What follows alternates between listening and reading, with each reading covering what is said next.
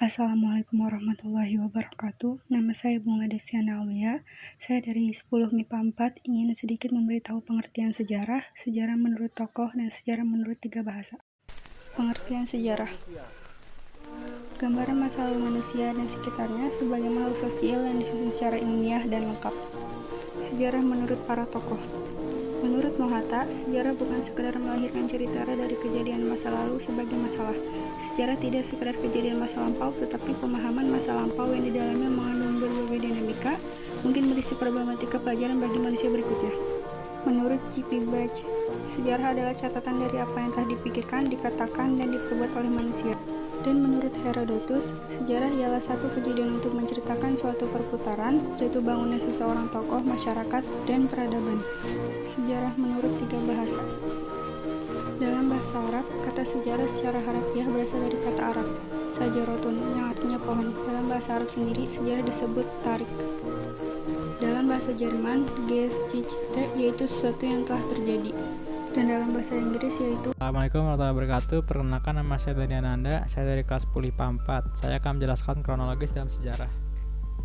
Apa itu kronologi? Kronologi adalah catatan kejadian-kejadian yang diurutkan sesuai dengan waktu kejadiannya. Kronologi dalam peristiwa sejarah dapat membantu merekonstruksi kembali peristiwa berdasarkan urutan waktu secara tepat. Istilah kronologi berasal dari kata dalam bahasa Yunani yaitu krono yang berarti waktu dan logos yang berarti pembahasan atau penalaran. Adapun definisi kronologi menurut para ahli antara lain Hendrayana. Kronologi sejarah berkaitan dengan periodisasi sejarah. Kronologi sejarah dibutuhkan sebab dalam peristiwa-peristiwa sejarah terdiri atas berbagai jenis dan bentuk yang berbeda. Setiap peristiwa membutuhkan klasifikasi yang didasarkan pada jenis dan bentuk peristiwanya.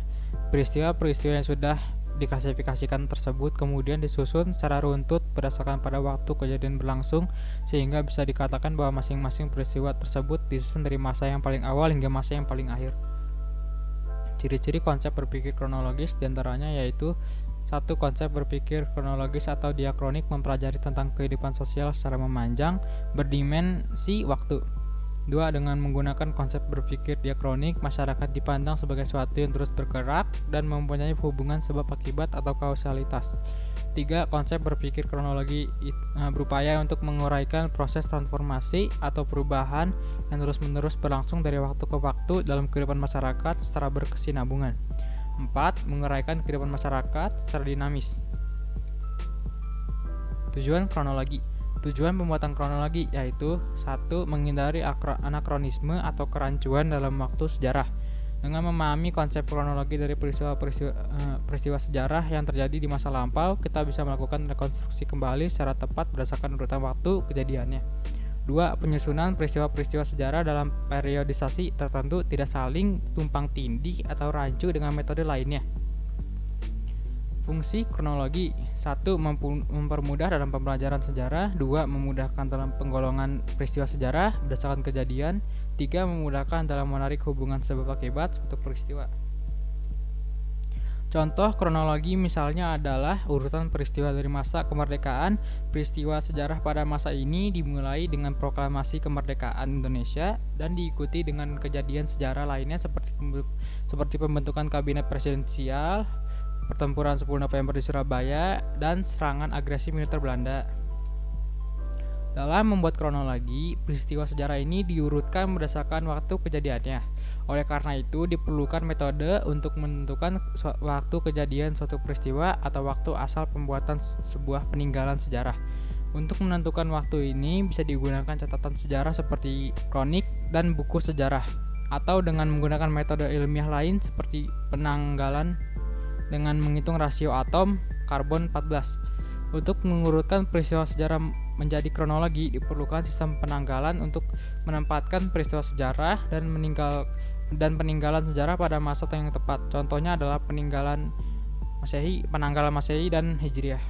Assalamualaikum warahmatullahi wabarakatuh. Perkenalkan, nama saya Dea Nadine dari kelas 10 IPA 4. Di sini ada materi yang saya akan jelaskan, yaitu yang pertama ada pengertian diakronik, yang kedua ciri-ciri diakronik, yang ketiga cara berpikir diakronik dalam mempelajari sejarah, dan terakhir contoh diakronik. Apa sih diakronik itu? Diakronik dalam Kamus Bahasa Besar Indonesia atau KBBI, diakronik adalah berkenaan dengan pendekatan bahasa bahasa dengan melihat perkembangan sepanjang waktu atau bersifat historis. Diakronik berasal dari bahasa Latin yakni yang artinya melalui atau melampaui, dan chronicus yang berarti waktu. Dikutip buku Historiography Barat 2014 karya Wahyu Riana, diakronik adalah memanjang dalam waktu tetap menyempit dalam ruang. Selanjutnya, ciri-ciri diakronik mempelajari suatu kejadian sejarah seiring dengan berlalunya waktu, sering digunakan pada ilmu mempelajari sejarah.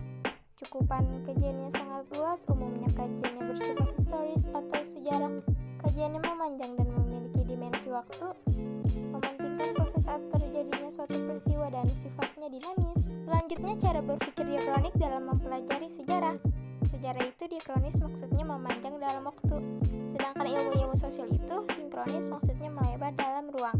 Sejarah mementingkan proses, sejarah akan membicarakan suatu peristiwa tertentu dengan tempat tertentu, dari waktu A sampai waktu B perkembangan. Dan berikut ini terdapat beberapa contoh diakronik yang terdiri atas kronologi pertempuran 5 hari di Semarang 15 Oktober sampai 19 Oktober 1945. Tawanan Jepang kabur pada hari Minggu 14 Oktober 1945, tersiar kabar bahwa sumber air minum di Semarang telah diracun. Dari Karyadi yang hendak memeriksa sumber air dibunuh oleh tentara Jepang. Terjadi pertempuran yang berlangsung selama 5 hari mulai dari 15 Oktober 1945. Selain kronologi pertempuran, ada juga Perang Padri pada tahun 1821 sampai 1837. Terjadi perang antara kaum Padri dan kaum adat, namun terjadi perjanjian perdamaian pada tanggal 15 Juli 1825 di Padang. Pada tahun 1834 Belanda mengarahkan pasukan untuk mengampur pusat pertahanan kaum Padri di Bonjol. Pada tanggal 25 Oktober 1837 Tuanku Imam Bonjol tertangkap dan diasingkan ke Minahasa hingga wafatnya. Yang kedua ada Perang Diponegoro pada tahun 1825 sampai 1830. Perang ini merupakan salah satu pertempuran terbesar yang pernah dialami oleh Belanda selama masa pendudukannya di Nusantara, melibatkan pasukan Belanda di bawah pimpinan Jenderal Hendrik Marcus de Kock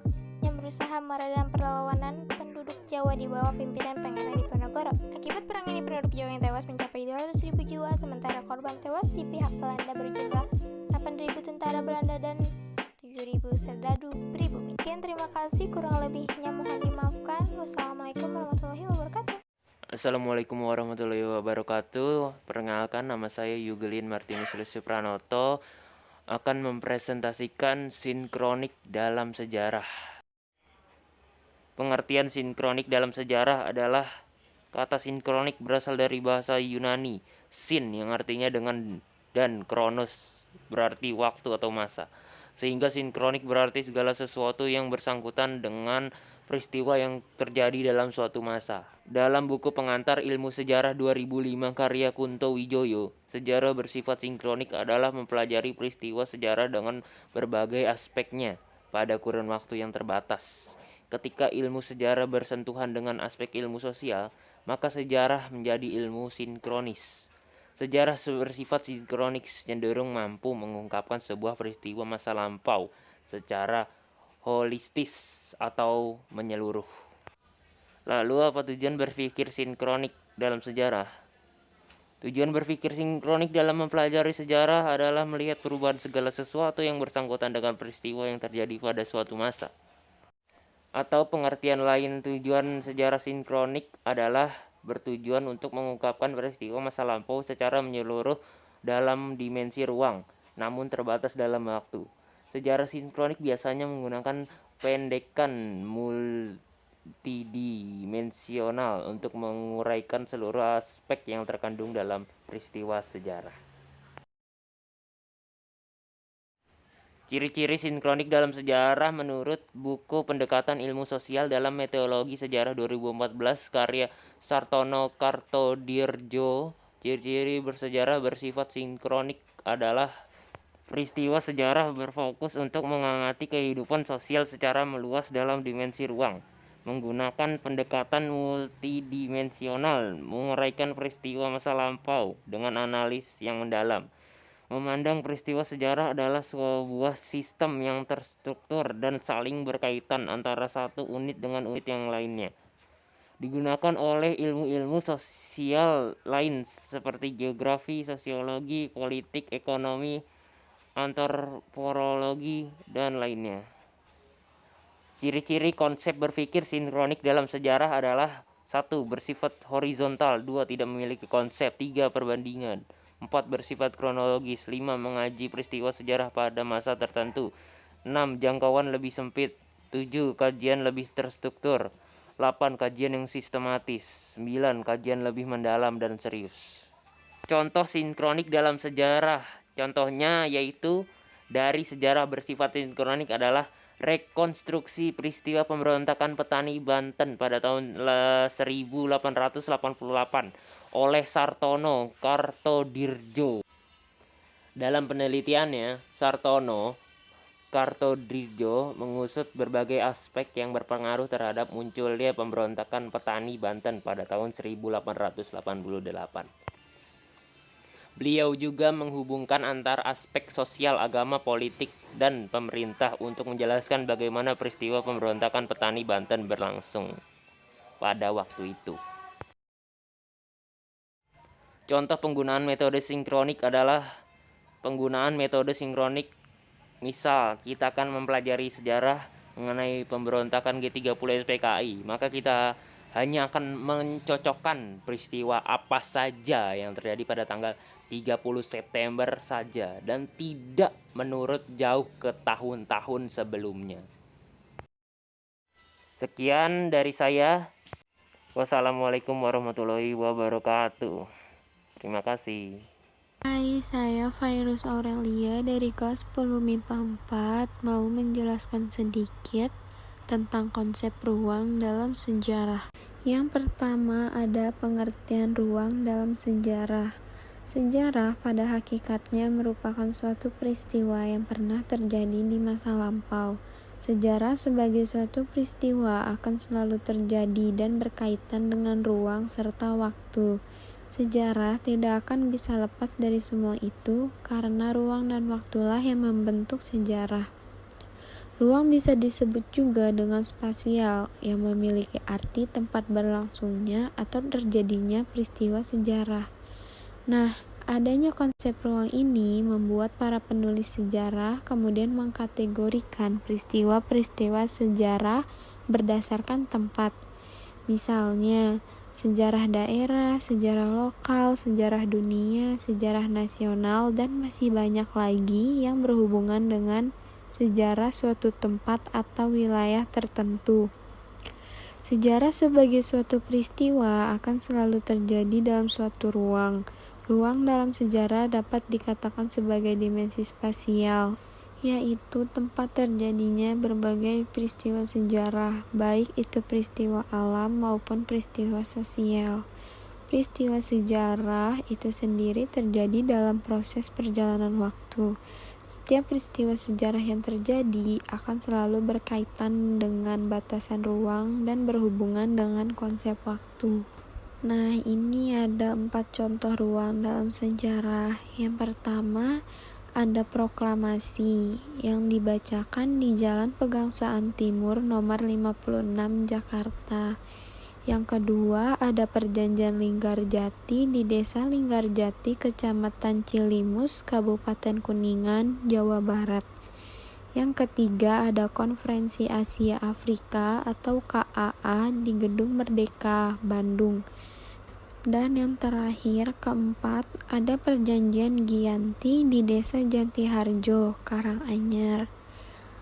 Nah, ini ada quotes dari Ruslan Abdul Ghani, yaitu ilmu sejarah merupakan penglihatan 3 dimensi, yaitu penglihatan ke masa silam, masa sekarang, dan masa depan.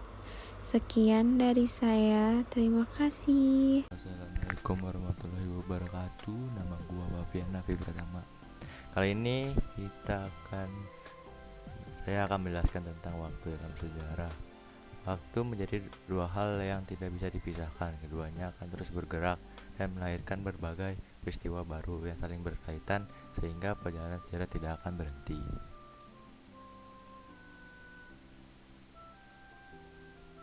Pengertian waktu dalam sejarah. Mengutip buku ilmu sejarah, sebuah pengantar yang ditulis oleh M. Yen Majid dan Johan Wahyudi pada tahun 2014. Sejarah adalah pengalaman hidup manusia pada masa lalu yang berlangsung sepanjang usia manusia.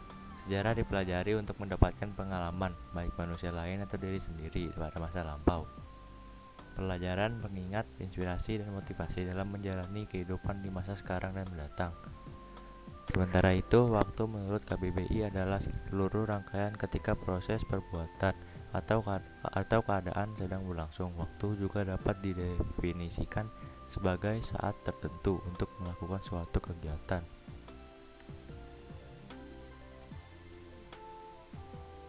Konsep waktu dalam sejarah ada dua, makna denotatif. Satu kesatuan detik, menit, jam, hari, minggu, bulan, tahun, abad, dan seterusnya. Makna konotatif, waktu sebagai suatu konsep. Waktu dalam sejarah merupakan sesuatu yang terus bergerak dari masa sebelumnya ke masa berikutnya. Gerakan ini menimbulkan perubahan bagi kehidupan manusia secara positif ataupun negatif.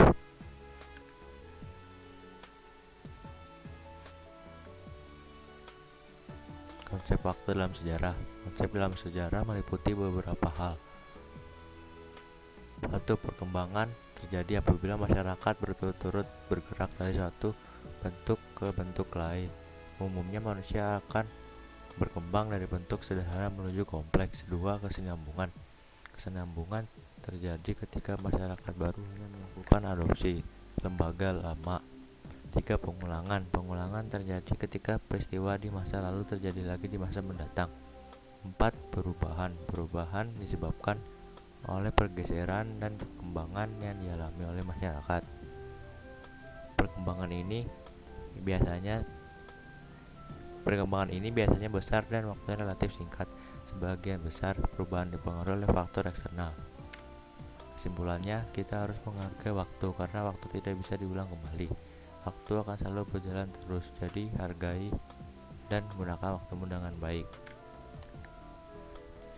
Sekian video kali ini. Terima kasih atas antusiasmenya. Wassalamualaikum warahmatullahi wabarakatuh.